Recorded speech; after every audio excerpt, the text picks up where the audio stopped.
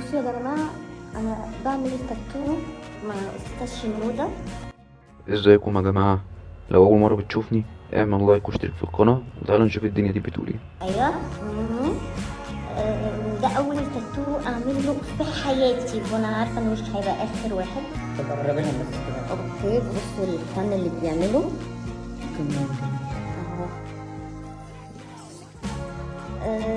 الراجل ده مش هقول أي حاجة غير إن هو فنان، مش بيعمل تاتو إبرة وألوان وحبر وخلاص خالص، بجد.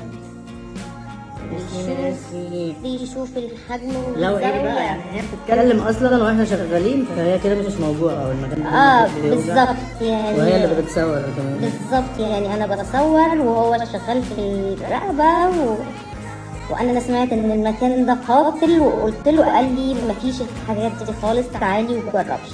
ف ثانك يو شنودة، ثانك يو، لاف يو. طبعا يا جماعة أنا مش فاهم بصراحة، يعني هي رايحة ترسم تاتو، طالعة بالمنظر اللي انتوا شايفينه ده، قاعدة عريانة يعتبر من فوق كل حاجة باينة، وراح يرسم تاتو. أنا مش عارف، والراجل ده مش أول مرة يعني عمال يرسم لناس كلهم زي ما انتوا شايفين بيقولوا مالت كده. أنا مش عارف الراجل ده ايه حكايته بالظبط. ودي مثلا انا بتصور ان هي مثلا الفيديو زي ما انتوا شايفين هيكسر الدنيا وبتاع، والناس كلها يعني شافت اللي هي منزله ده.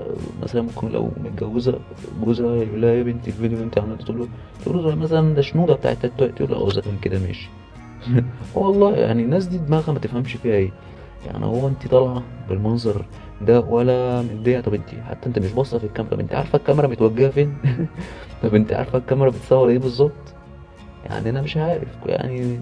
هو طبعا اكيد هو اللي قايل لها افتح الكاميرا وبتاع عشان تعمل دعايه ليها، يعني هي ممكن تكون عندها متابعين ولا حاجه، وهو بيقول لي اعمل دعايه لنفسي، انا راجل بتاع تاتوهات وبتاع. بس يا عم انت الراجل ده ايه؟